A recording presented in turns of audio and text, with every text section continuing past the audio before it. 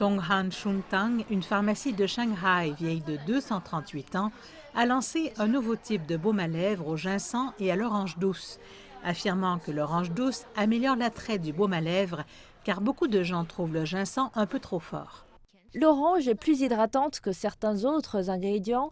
Nous avons aussi lancé certains produits qui conviennent à une plus jeune clientèle, comme l'huile essentielle de ginseng, les puddings et les bonbons gélifiés. Pour encourager de plus jeunes clients à en savoir davantage sur la culture de leur pays, la marque a sorti une tisane au lait contenant des ingrédients de la médecine traditionnelle chinoise basée sur les 24 périodes solaires du calendrier chinois: goji, gomme de pêche et dendrobium. Après avoir terminé ma tisane au lait, c'est l'heure du dessert. 2022 est l'année du tigre dans le zodiaque chinois et le restaurant de pain vapeur Nangxiang prépara cette édition spéciale en forme de petit tigre. Cette marque de tradition vieille de 120 ans a tenté d'ajouter des éléments à la mode à son menu pour mieux répondre au marché. Nous utilisons de la poudre d'or comestible pour les rayures du tigre, une baie de goji pour sa langue et des carottes pour ses yeux.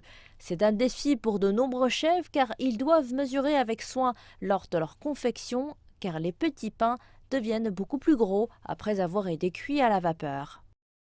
La coopération transfrontalière peut être constatée dans la conception de la bijouterie Lao Miao qui a été fondée en 1906. Pour accueillir l'arrivée de la nouvelle année, la marque a travaillé avec le palais de Daming, un palais royal de la dynastie Tang, qui se trouve dans la ville de Xi'an, dans la province du Shaanxi, pour lancer cette série de bijoux en or. Nous voulons montrer aux gens les magnifiques bâtiments et la culture prospère de la dynastie Tang. C'est pourquoi le dragon et les phénix sont les principaux motifs de cette série. Ils sont tous deux des symboles de chance dans la culture chinoise. Les enfants sont aussi un autre groupe cible que le jardin Yuyuan essaie d'attirer. Le sirop de poire traditionnel dans un bocal a été transformé en une sucette avec tigre Tiaohu, un personnage de dessin animé japonais.